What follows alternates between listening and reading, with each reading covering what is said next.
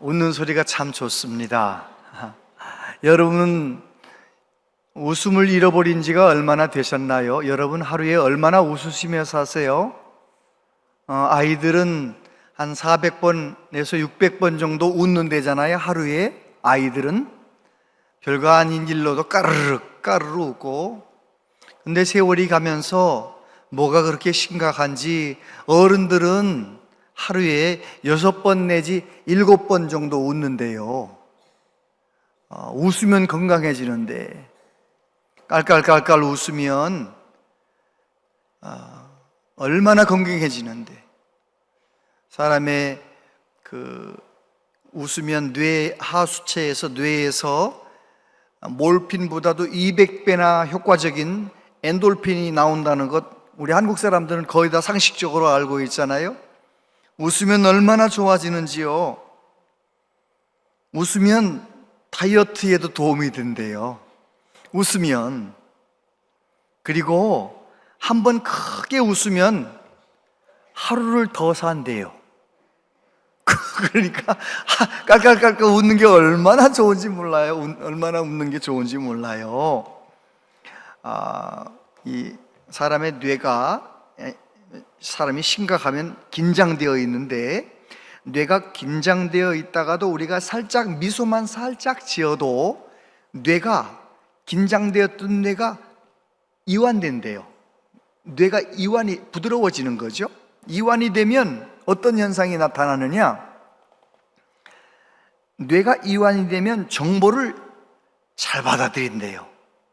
뿐만 아니라 정보를 잘 해결해 나가는 거예요. 다시 말해서 미소 짓고 살면, 웃으며 살면 훨씬 더 지혜롭게 살아가는 거예요. 똑똑하게 살아가는 거예요. 웃어야겠어요? 인상 써야겠어요? 인상 쓰면 안 되고 웃으며 살아가는 우리 모두 되었으면 좋겠습니다. 얼마나 봄이 이제 시작돼 가지고 얼마나 아름다워요. 이제 꽃이 필 것이고 나뭇잎이 막 푸릇푸릇 돋아나게 될 터인데, 이 아름다운 계절에 예수님 때문에 웃고, 웃을 일이 없어도 억지로라도 웃고 기뻐하며 살아가는 은혜가 있게 되기를 바랍니다. 예수님께서 돌아가시기 전에 마지막 설교하시면서 예수님은 부활에 관한 그런 말씀을 자꾸 하시죠. 요한복음 13장 36절에서 시몬 베드로가 이르되 주여 어디로 가시나이까? 예수께서 대답하시되 내가 가는 곳에 네가 지금은 따라올 수 없으나 후에는 따라오리라 라고 말씀하셔요. 요한복음 14장 18절 이하에 보면 내가 너희를 고아와 같이 버려두지 아니하고 너희에게로 오리라. 조금 있으면 세상은 다시 나를 보지 못할 것이로되 너희는 나를 보리니 이는 내가 살아있고 너희도 살아있겠습니다. 예수님께서 죽으시지만 다시 살아나시는 것을 말씀해 주시는 것입니다. 오늘 본문 말씀도 예수님께서 너희들이 조금 있으면 나를 보지 못할 거야. 예수님 십자가에 죽으시면 제자들이 예수님 못 보게 될 거야. 그러나 조금 있으면 예수님은 다시 살아나셔서 너희들이 나를 보게 될 거야. 이제 그렇게 말씀을 하십니다. 예수님의 이 말씀을 못 알아듣는 거예요. 수근수근 하는 거죠. 도대체 조금 있으면 보지 못하고 조금 있으면 본다는 말이 무슨 말인가? 제자들이 수근수근 되는 것을 예수님이 아시고 그들의 마음을 아시고 대답하시는 거죠. 여러분, 우리가 꼭 기억해야 할 것은 내 아픔, 내 고통, 내 어려움, 하나님은 다 알고 다 보고 계신 걸 믿으시길 바랍니다. 제가 이민 목회하면서 아주 억울하고 속상했던 때가, 자기들끼리 김 집사님, 박 집사님이 싸웠어요. 막 싸워서 왜들 그러는지 저는 가만히 있잖아요. 어느 편도 들으면 한 명이 교회를 떠나갈 거니까. 제가 아무 편도 안 들으면요, 나중에 자기들끼리 싸우다가 나중에는 이 두 사람이 동시에 나를 공격합니다. 왜 내 편을 안 들었냐는 거예요. 그러면 제가 내가 뭐 싸우라고 한 것도 아니고 자기들끼리 싸우다가 나를 힘들게 하면 내가 억울해야 안 억울해요? 억울하죠. 억울하죠. 나도 사람인데 내가 뭘 잘못했다고 나를 괴롭히니까. 그러면 제가 어떻게 하겠어요? 새벽에 가서 하나님 앞에 다 말씀드리는 거예요. 하나님, 이렇게 너무 힘듭니다. 막 울면서 기도하면은요, 하나님께서 그때마다 그러시는 거죠. 내가 다 안다. 그 한마디에 다 위로가 돼. 그 한마디로 다 해결되는 거예요. 사람들이 몰라줘도, 아무리 억울해도 하나님이 알고 계시면 된 거지요. 할렐루야. 우리 예수님은 제자들의 이 근심과 이 답답해하는 것을 아시고 대답해 주시는 거예요. 뭐라고 대답하십니까? 조금 있으면 너희들이 나를 다시 보게 될 것이고, 그래서 너희 근심이 기쁨이 될 거야. 세상이 빼앗지 못하는 기쁨을 누리게 될 거야. 너희는 충만한 기쁨을 경험하게 될 거야. 그렇게 설명해 주시는 것이지요. 여러분, 우리는 예수님께서 하시는 이 말씀 속에서 한 가지 중요한 것을 알게 되는데, 예수님께서 마지막 설교를 하시면서 십자가의 고통에 대해서 묘사하지 않으세요. 내가 채찍 맞을 때 얼마나 아플까? 내가 십자가에 못 박힐 때 얼마나 고통스러울까? 이런 말씀을 하나도 안 하시는 거예요. 오히려 예수님께서는 자기의 고민과 아픔은 말씀하지 않으시고, 제자들이 걱정하고 근심하고 제자들이 불안해하고 그 제자들의 문제를 해결하기 위하여 자꾸만 말씀하시는 거예요. 너희는 마음에 근심하지 말라. 내가 너희에게 평안을 주겠다. 성령님이 오실 거야. 아무리 얘기를 해도 제자들이 근심 걱정하는 거 있잖아요. 여러분, 하나님은 오늘도 똑같이 그렇게 일하십니다. 하나님은 저와 여러분들 때문에 답답할 때가 있으시겠어요? 없으시겠어요? 많지요. 저는요, 저 스스로 생각하는 거예요. 나같이 부족한 사람을 목사로 세워놓으시고 말씀 전하는 자로 세워놓으시고 우리 하나님이 얼마나 답답하실까. 그런데 하나님은 한 번도 저에게 답답하다야 이런 적이 없으세요. 늘 그저 또 격려해 주시고, 그래 괜찮아, 내 모습 그대로 잘하고 있다 격려해 주시고. 할렐루야. 예수님이 당할 아픔이 너무너무 큰 아픔인데도 예수님 아픔은 말씀하지 아니하시고 제자들이 마음이 편안해지라고 자꾸만 말씀해 주시는 거 있잖아요. 우리 예수님은 그런 예수님이세요. 여러분, 예수님께서 말씀하시기를 조금 있으면이라고 하잖아요. 조금 있으면 너희들이 나를 보지 못할 거야. 조금 있으면 나를 보게 될 거야. 이 조금 있으면이라는 이 미크론이라고 하는 이 표현은 물질로 말하면은 보이지도 않을 정도로 조그만 미크론, 작은 거예요. 시간으로 말하면은 너무너무 짧은 시간. 여러분 대답해 보세요. 예수님께서 십자가에 매달려 계시는 그 고통스러운 시간이 예수님 느낌에 길었을까요? 길게 느껴졌을까요? 짧게 느껴졌을까요? 길게 느껴지죠. 아픔을, 그죠? 뭔가 내 몸이 아팠던 분들은 알잖아요. 얼마나 고통스러운 시간은 1분이 길게 느껴지는지 몰라요. 우리 예수님은 십자가의 모진 고통을 당하셔야 하고, 또 하나님께 완전히 버림받으셔서 죽음에 붙들려서 사흘이나 계셔야 했잖아요. 그런데도 우리 예수님은 뭐라고 말씀하시느냐? 조금 있으면 또 다시 나를 보게 될 거야. 예수님은 왜 그러셨을까요? 예수님이 당하는 그 모진 고통보다 더 큰 영광을 바라보셨기 때문에 그런 것이지요. 그래서 제자들은 그걸 못 보니까 그걸 설명해 주시는 거예요. 어떻게 설명하십니까? 첫 번째, 근심이 기쁨이 되게 하신다는 것입니다. 거기 말씀에 그대로 나오잖아요. 너희 근심이 도리어 기쁨이 되리라. 17절부터 보면 제자 중에서 서로 말하되 우리에게 말씀하신 바 조금 있으면 나를 보지 못하겠고 또 조금 있으면 나를 보리라 하시며 또 내가 아버지께로 감이라 하신 것이 무슨 말씀이냐 하고 또 말하되 조금 있으면이라 하신 말씀이 무슨 말씀이냐 무엇을 말씀하시는지 알지 못하노라 하거늘 예수께서 그 묻고자 함을 아시고 이르시되 내 말이 조금 있으면 나를 보지 못하겠고 또 조금 있으면 나를 보리라 하므로 서로 문의하느냐 내가 진실로 진실로 너희에게 이르노니 너희는 곡하고 애통하겠으나 세상은 기뻐하리라 너희는 근심하겠으나 너희 근심이 도리어 기쁨이 되리라 여자가 해산하게 되면 그때가 이르렀으므로 근심하나 아기를 낳으면 세상에 사람 난 기쁨으로 말미암아 그 고통을 다시 기억하지 아니하느니라. 따라해 보세요. 너희 근심이 도리어 기쁨이 되리라. 한 번 더요. 너희 근심이 도리어 기쁨이 되리라. 우리 예수님께서 뭐라고 말씀하시느냐? 내가 부활했을 때 너희들이 내가 십자가에 못 박히를 끌려갈 때 십자가 못 박힐 때 그때는 너희들이 너무 고통스럽고 애통하겠지.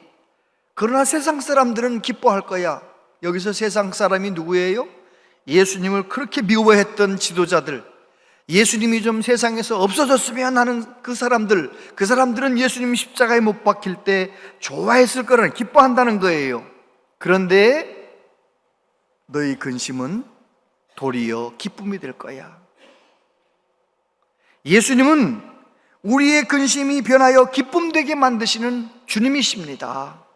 우리가 이 세상 살면서 걱정거리가 있고 근심거리가 있어서 하나님 앞에 간절히 나가서 기도하면 그 즉시 문제가 해결되나요? 해결되지 않나요?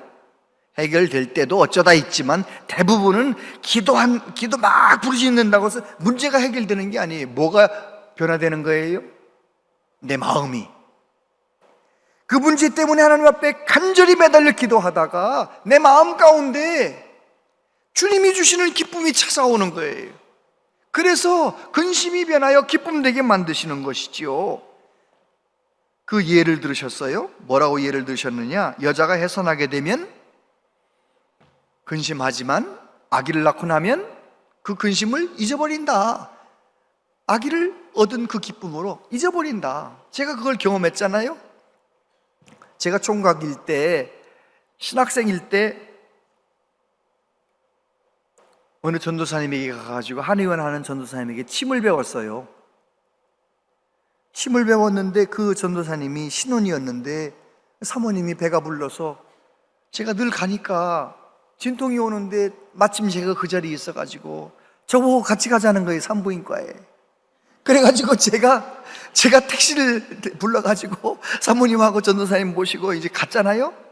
갔는데 수술해서 아기를 낳으니까 금방 병실로 올라오더라고요. 엄마도 올라오고 아기도 올라오고. 근데 제가 맡은 일은 뭐였느냐면 이 아기의 배냇똥을 받아내는, 기저귀 가는 일은 제가 하고 있고, 그리고 전도사님은 사모님 손 붙잡고 예수님의 십자가를 생각해, 예수님의 십자가를 생각해 이러면서 이제 너무너무 고통스러워하는 사모님을 이렇게 위로하는 거예요. 근데 시간이 조금 지났는데 사모님이 조금 정신이 돌아왔는지 굉장히 인자한 분인데 무서운 얼굴로 눈을 아주 흘기면서 전도사님을 쳐다보면서 아주 사납게 말하는 거예요. 다시는 안 날 거야. 다시는 아기를 안 낳을 거야. 얼마나 아팠으면 저러나 싶더라고요. 그러고 나서 이제 헤어져서 몇 년 후에 제가 소문을 들었는데요. 그때 낳은 아이가 마리아였는데 요한이를 또 낳았대요. 왜 그래요? 마리아를 낳아서 길러보니까 아기 낳을 때 너무너무 아팠지만 아기 키우면서 너무너무 예쁜 거예요. 잊어버리는 거예요. 그래가지고 또 낳는 거예요. 또 낳는 거. 아기를 낳는 것이 얼마나 고통스러운지. 사람이 고통스러운 것 중에서 가장 고통스러운 것은 불에 살이 타는 거래요. 얼마나 끔찍하잖아요. 너무 무섭고 아프대요. 그런데 두 번째 고통스러운 건 뭐냐면 손가락이나 발가락을 마취하지 않고 잘라야 되는 상황. 끔찍해라. 너무너무 아프지 않겠어요? 이게 세 번째 고통스러운 게 어떤 고통이냐? 여자들이 처음으로 아기를 낳을 때, 그 아픔을 그렇게 설명하더라고요. 뼈가 20개가 동시에 부러지는 아픔이래. 한 개만 부러져도 얼마나 아플 텐데, 뼈가 20개나 동시에 부러지는 아픔이니까 아파요, 안 아파요? 그러니까 어머니들은 위대한 거예요. 어머니들은 너무너무, 그래서 결혼해서 아기 낳고 사는 어머니들은 너무너무 귀한 거예요. 아내한테 잘합시다. 그럼요, 너무너무 귀하죠. 그런데 그렇게 아픈데 또 둘째 낳고 셋째 낳고 왜 그러는 거예요? 잊어버리는 거예요. 사람을 기르면서 이 아이가 주는 기쁨이 더 커서 잊어버리고 또 둘째 낳고 또 셋째 낳고. 우리 교회는 넷째까지 막 낳는 교회가 됐으면 좋겠어요. 할렐루야. 그래요. 우리 예수님을, 십자가에 못 박히신 예수님을 바라보면서 제자들은 너무 고통스러웠겠지만, 그러나 그 모든 고통을 다 상쇄하고도 남는 기쁨이 오는데, 어떤 기쁨이냐? 부활하신 예수님, 사망 권세를 이기시고 부활하신 예수님의 영광스러운 모습을 보는 거예요. 그러면 기쁜 거죠. 기쁜 거죠. 로마서 8장 18절에 보면 같이 한번 읽어보세요. 시작. 생각하건대 현재의 고난은 장차 우리에게 나타날 영광과 비교할 수 없도다. 아멘. 바울 사도는 하나님께서 장차 어떤 영광스러움을 경험하게 될 걸 보여주셨잖아요. 삼층천에 올라가 보여주셨잖아요. 그는 그래서 복음을 전하면서 당하는 어떤 고통도 크게 여기지 않는 거예요. 내가 당하는 고난보다 앞으로 내게 주어질 영광이 너무너무 크니까. 할렐루야. 우리 예수님 믿는 사람들도 마찬가지입니다. 예수님 믿고 살면서 이 세상에서 이런저런 어려움이 있지만, 그래도 우리는 기뻐하며 소망 가운데 살아갈 수 있는 것은 예수님이 사망 권세를 이기셨고 우리도 다시 부활할 것이고 하나님 나라 가게 될 것이 분명하기 때문에 그런 것입니다. 아멘. 어떤 분은 이런 생각을 해요. 이 문제만 해결되면 나도 기뻐하며 살 거야, 웃으며 살 거야. 여러분, 아닙니다. 그건 잘못된 생각이에요. 이 문제가 해결되면 나는 행복하게 살 것 같지만 안 그래요. 문제가 있음에도 불구하고 하나님 의지하며 행복하게 웃으면서 살아야지. 이 문제 해결되면 다른 문제 나오지 않나요? 그거 안 그렇습니다. 살아보면 하나 문제가 해결됐는데 또 다른 문제가 또 오고 또 오고, 인생은 살아있는 동안 문제가 계속되는 거예요. 그러나 예수님 믿는 사람은 그 문제 속에 있을 때, 고통스러워할 때도 나와 함께 하신 하나님, 날 붙들어 주신 그 하나님 바라보면서 그 어려움 속에서도 기뻐하며 살아가는 것이지요. 할렐루야. 우리 예수님은 어떤 예수님인가? 우리의 근심이 기쁨 되게 만드시는 예수님이라는 것입니다.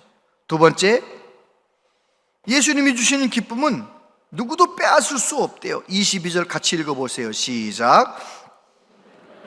네가 근심하나 내가 다시 너희를 보리니 너희 마음이 기쁠 것이요 너희 기쁨을 빼앗을 자가 없으리라. 아멘. 그렇습니다. 우리 예수님께서 다시 너희들 만나게 될 거야. 그러면 너희들은 마음이 기쁨이 넘칠 건데, 그 기쁨은 아무도 빼앗을 수 없을 거야. 여러분, 이 세상의 기쁨은 시간이 가면서 없어져 버려요. 생각해 보세요. 목이 너무 마를 때 생수 한 모금 먹으면 너무 기쁘죠? 근데 이 기쁨이 오래 갑니까? 금방이에요. 좀 더 짜장면을 예를 들어 맛있게, 아주 맛있는 짜장면 집에서 짜장면을 먹는다고 쳐봐요. 착착 감기는 짜장면을 맛있게 먹는 그 기쁨, 너무 기쁘잖아요? 근데 그 기쁨이 오래 갑니까? 한 열흘쯤, 보름쯤이 지난 다음, 지난 보름 전에 짜장면 먹었던 건 너무 기뻐. 정신없는 소리 하는 거예요. 다 잊어버린 지가 언젠데, 어제 먹은 기쁨도 오늘 잊어버리는데요. 세상의 기쁨은 금방 지나가는 거예요. 새 차 사면 기쁠 거라고요? 몇 달 못 갑니다. 새 집 사면 기쁠 거라고요? 그거 오래 가는 거 아니에요. 그죠? 몇 개월 가는 거죠. 여러분, 그런데 우리 예수님이 주시는 기쁨은 어떤 기쁨입니까? 예수님이 주시는 기쁨은 누구도 빼앗을 수 없는 기쁨. 스데반이 예수님을 증거하다가 돌에 맞아 죽지 않습니까? 스데반을 돌로 때려 죽이는 그 사람들이 스데반에게서 뭘 못 뺐습니까? 하나님이 주시는 기쁨과 평강을 빼앗을 수가 없는 거예요. 돌로 때리는데도 얼굴이 천사처럼 빛나는 거예요. 기쁨이 있는 거예요. 얼마나 많은 믿음의 사람들이 지난 2000년 동안 그 기쁨을 누리며 살아간 것이지요. 바울 사도 예수님을 바라보면서 복음을 전하는데 바울과 실라가 빌립보에서 감옥에 갇히잖아요. 채찍맞고 억울하게 갇혀 있잖아요. 그런데 그가 어떻게 됩니까? 그곳에서 찬송하는 거예요. 사도행전 10장 25절에 보니까 한밤중에 바울과 실라가 기도하고 하나님을 찬송하며 죄수들이 듣더라. 그래요. 빌립보 사람들이 사도 바울을 때릴 수 있을지 몰라도, 감옥에 가둘 수 있을지 몰라도, 그러나 예수님을 바라볼 때, 예수님과 동행할 때 얻는 그 기쁨, 터져나오는 찬송을 빼앗을 수 없는 거예요. 여러분, 저와 여러분이 그 기쁨을 누리며 살게 되기를 하나님은 원하시는 거예요. 예수님께서 십자가의 길을 걸어가신 이유가 바로 그 기쁨을 우리에게 주고 싶어서 예수님이 그 고난을 당하신 거 아니겠어요?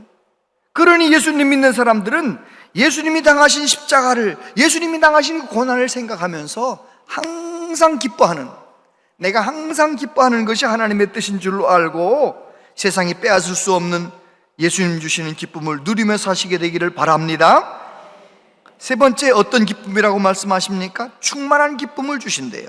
23절에 보니까 그날에는 너희가 아무것도 내게 묻지 아니하리라. 내가 진실로 진실로 너희에게 이르노니 너희가 무엇이든지 아버지께 구하는 것을 내 이름으로 주시리라. 24절 같이요. 지금까지는 너희가 내 이름으로 아무것도 구하지 아니하였으나 구하라 그리하면 받으리니 너희 기쁨이 충만하리라. 할렐루야. 예수님께서 죽으셨다가 다시 살아나셨고 승천하신 다음에 성령님이 오셨어요. 성령님이 오셨다는 것은 예수님의 영이 내 안에 오신 거예요. 그래서 예수님의 영이 내 안에 오신 사람은 어떻게 살아갑니까? 언제나 어디서나 늘 성령의 도우심을 따라서 기도하며 사는 거예요. 말씀드리며 사는 거예요. 저와 여러분들이 성령 충만해서 늘 깨어 기도하며 살면 어떤 은혜가 임하느냐? 예수님의 이름으로 구하면 받는 거예요. 하나님의 평강을 받는 거예요. 응답을 받는 거예요. 그래서 기쁨이 충만한 삶을 살아가게 되는 것이지요. 할렐루야. 세상의 기쁨은 시간적으로도 유한한데 그 중요한 이유 중에 하나가 비교하는 거예요. 비교. 예를 들어서 우리 아들이 연세대학교에 합격해가지고 너무너무 좋아서 그저 연락도 평상시에 안 하던 친척들, 여기저기 친척들한테 전화를 했는데 십몇 년 만에 전화한 친척이 그러는 거예요.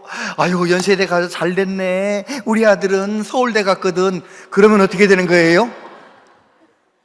방금 전까지 그 소리 듣기 전까지 그냥 너무너무 기뻤는데 세상에 별로 잘 살지도 못하는, 연락도 잘 안 하던 친척이 그 아이가 세상에 서울대 갔다는 말에 금방 비교가 돼가지고 우리 아이도 조금만 더 잘했으면 서울대 가는 건데 그러면서 속상해하는 거예요. 이 비교. 내게 어떤 기쁨의 이유가 온다 할지라도 세상이 주는 기쁨은 다른 사람의 기뻐하는 것과 비교하는 거예요. 그런데 예수님이 내게 주시는 기쁨, 예수 이름의 능력을 붙들고 하나님 앞에 기도하면서 응답받고 하나님 주신 평강을 누리고 하나님 주신 기쁨을 맛보는 사람, 그 기쁨보다 큰 기쁨이 세상에 있어요, 없어요? 없는 거예요. 예수님이 내 삶의 주인 되셔서 누리는 기쁨보다 더 큰 기쁨은 없는 거예요. 그래서 그 사람의 기쁨은 계속되는 것이죠. 충만한 기쁨을 맛보는 거예요. 예수님께서 참포도나무 비유를 말씀하신 다음에 이런 말씀을 하셨어요. 요한복음 15장 11절 같이 읽어보세요. 시작. 내가 이것을 너희에게 이름은 내 기쁨이 너희 안에 있어 너희 기쁨을 충만하게 하려 함이라. 할렐루야. 그래요. 예수님의 기쁨이 어떤 기쁨인가요? 이제 이 밤이 새면 십자가에 못 박혀 돌아가시게 되는데 예수님이 당할 고통 때문에 하나님이 내 안에 계신 그 기쁨, 하나님이 내게 앞으로 주실 영광스러운 그 기쁨 빼앗기지 않고 그 기쁨이 제자들에게도 있어서 기쁨이 충만하기를 원한다고 말씀하시는 거예요. 여러분, 저와 여러분이 내가 원하는 뭔가를 얻어서 기뻐하는 것, 그것도 중요하지만 중요한 것은 예수님의 이름으로 기도하여 하나님이 주시는 참된 기쁨을 경험하면서 살아가는 은혜가 있게 되기를 바랍니다. 예수님께서 말씀하셨어요.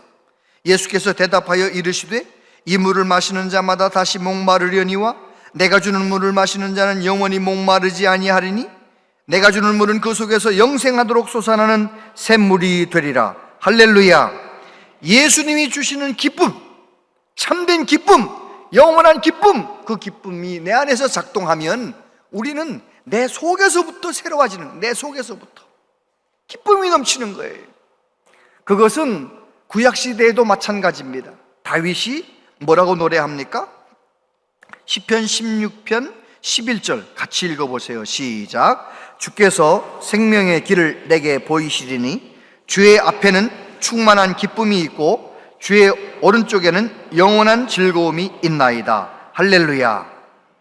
다윗은 지금 상황이 어떤 상황이냐? 너무 억울하고 너무 답답하고 너무 두려운 상황이에요. 사울 왕이 다윗을 죽이려고 그렇게 추격하는 거예요. 그런데 그 어려움 때문에 시편 16편 1절부터 쭉 보면 하나님이여 나를 구원해 주소서, 이 모든 어려움에서 나를 건져 주시옵소서, 그렇게 기도를 시작하는 거예요. 그렇게 기도를 하고 하나님 앞에 막 기도하다가 하나님의 위로를 경험하는 거예요. 하나님의 위로를 경험하고 뭐라고 고백하고 뭐라고 선포합니까? 주께서 생명의 길을 내게 보이실 것입니다. 주의 앞에는 충만한 기쁨이 있고 주의 오른쪽에는 영원한 즐거움이 있나이다. 할렐루야. 하나님이 주시는 기쁨을 맛본 사람, 하나님이 주시는 위로를 경험한 사람은 다윗처럼 고백하게 되는 것이죠. 저와 여러분도 하나님에게 영원한 기쁨이 있습니다. 오직 예수님에게 충만한 기쁨이 있습니다. 고백하며 살아가는 은혜가 있게 되기를 바랍니다. 예수님만 나의 반석이시고 예수님만 나의 기쁨이라고 그렇게 고백하는 은혜가 있게 되기를 축복합니다. 갈라디아서 5장 22절에 보면 오직 성령의 열매는 사랑과 희락과 화평, 그 뒤에도 있지만 거기까지만요. 성령님이 역사하시면, 예수의 영이 내 안에서 역사하시면 어떻게 되느냐? 우리는 하나님이 맨 먼저 우리를 지으실 때 어떤 존재로 만드셨느냐? 사랑하며 기뻐하며 사는 존재로 만드셨어요.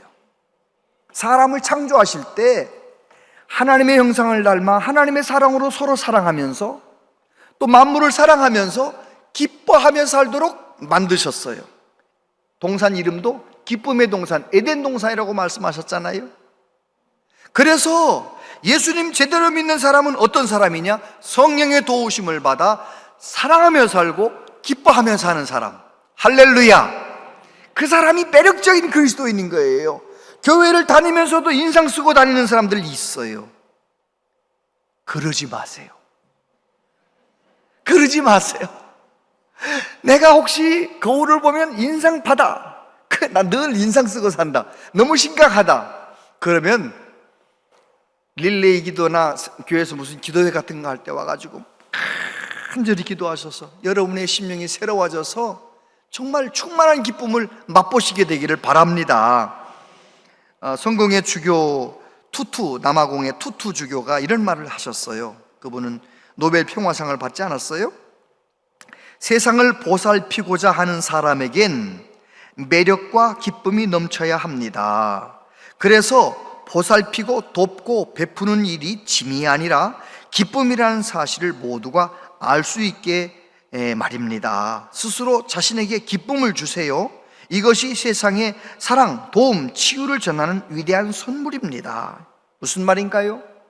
내가 이 세상에 선한 영향력을 끼치고 하나님의 뜻을 이루고 복의 근원으로 살아가기를 원한다면 먼저 내가 어떤 사람이 되어야 된다고요? 기뻐하면서 내가 매력적인 그리스도인이 되어야 한다는 것입니다. 그런 말이 있어요. 행복하기 때문에 웃는 것이 아니라 행복하기 위해서 웃어야 한다. 한번 같이 읽어보세요. 시작.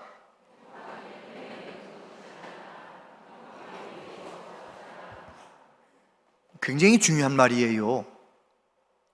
행복하기 때문에, 웃을 일이 있기 때문에 웃는 건 보통 다 하잖아요. 적어도 하나님의 사람이라면 우리는 어떻게 해야 되느냐? 정말 행복을 위해서 웃을 일이 없어도 웃어야 돼. 웃으면은요, 치매가 예방되고 면역력이 올라간대요. 이건 제가 하는 얘기가 아니고 학자들이 하는 얘기예요. 의학자들이 하는 얘기예요. 여러분, 한번 깔깔깔깔 웃으면은요, 몸에 231개의 근육이 움직이는 효과가 있대. 웃으면. 그래서 깔깔깔깔깔 웃으면은요, 1분만 웃어도 10분, 20분 조깅하는 효과가 있대요. 이건 제가 하는 얘기가 아니라니까요. 전문가들이 하는 얘기예요. 오늘같이 미세먼지 많은 날은 나가서 뛰지 말고 집에서 거울 앞에서 깔깔깔깔깔 웃으시면 돼. 제가 부산에 2012년에 갔는데 80세 넘으신 은퇴 권사님이 신방 와달라 해서 갔더니 그러는 거예요. 목사님 병원에서 6개월 안에 죽는다네요. 대장암이 치료가 너무 어려워서 6개월 안에 죽는다네요. 제가 뭐라고 하겠어요? 80세 넘으시는 권사님이 뭐 이제 지금 돌아가셔도 그렇게 뭐 이상하지는 않으신 권사님이신데 아유 그렇게 저한테 얘기하니까 제가 뭐라고 말하겠어요? 제가 해본 적이 없기 때문에 이런 숙제를 냈네요. 권사님, 양치질 하시죠. 한 대 양치질 하실 때마다 양치질 다 하고 이빨이 탁 보이게 하고 5분 동안 웃으세요. 매일 3번씩 5분 동안 15분 웃으라고 제가 숙제를 냈네요. 근데 말이죠, 한 1년쯤 좀 지났는데 아무튼 또 개인적으로 만났는데 그 권사님이 그런 5분 너무 길어! 5분 너무 길대. 5분 너무 길대. 목사님이 시킨 명령대로 말씀대로 순종하려고 매일매일 하루에 3번씩 5분 동안 웃으려고 노력하는 5분 너무 길어! 5분 너무 길어. 이야, 제가 그 권사님한테 혼난 다음에 집에 가서 해봤거든요. 1분이 뭡니까? 50초가 뭡니까? 30초도 어렵더라고요. 30초도. 근데 놀라운 건 그 권사님은 주의 종의 말을 순종해가지고 매일 양치질하고 미쳤다는 소식 들을 정도로 매일 그냥 혼자서 막 깔깔깔깔깔깔깔깔 5분 채우려고 얼마나 고생했는지. 6개월밖에 못 산다는 그 권사님이요, 7년도 더 넘게 사셨어요. 저는 말씀에 순종해서 웃어가지고 그렇게 됐다, 전 그렇게 생각해요. 그분을 잊을 수가 없어요. 여러분, 정말 이 세상은 웃을 일이 그렇게 많지는 않아요. 특별히 오늘 한국을 살아가는 우리들은 참 답답한 일이 많아요. 그런데 이 답답한 것 때문에 하나님 앞에 나와 기도하다가 부르짖다가 개인적으로 속상한 일 때문에 하나님 앞에 다 와서 토해놓다가 하나님을 만나고 하나님의 위로를 경험하고 나를 위해 십자가에 죽으시고 사망권세 이기고 부활하신 예수님을 만나고 예수님이 주신 기쁨, 예수님이 주신 기쁨은 세상이 이해할 수 없는 기쁨, 세상이 빼앗을 수 없는 기쁨, 나의 상황과 상관없이 충만한 기쁨, 그 기쁨을 누리면서 정말 세상 속에서 매력적인 그리스도인, 선한 영향력을 끼치며 살아가는 그리스도인 다 되시기를 축복합니다. 내가 말씀에 순종해서 기뻐하며 살면 이 기쁨이라는 것은 우리 가족에게 전염이 되는 거예요. 혼자서 껄껄껄껄 웃고 있으면 옆에서 아내가 와가지고 왜 그래? 왜 그래? 자기도 따라 웃을 거예요. 왜 그러냐니까 깔깔깔깔 자기도. 여러분, 이 아름다운 계절에 예수님 때문에 기쁨이 넘치고 웃으시면서 건강하게 살아가는 은혜가 있게 되기를 바랍니다. 기도하겠습니다.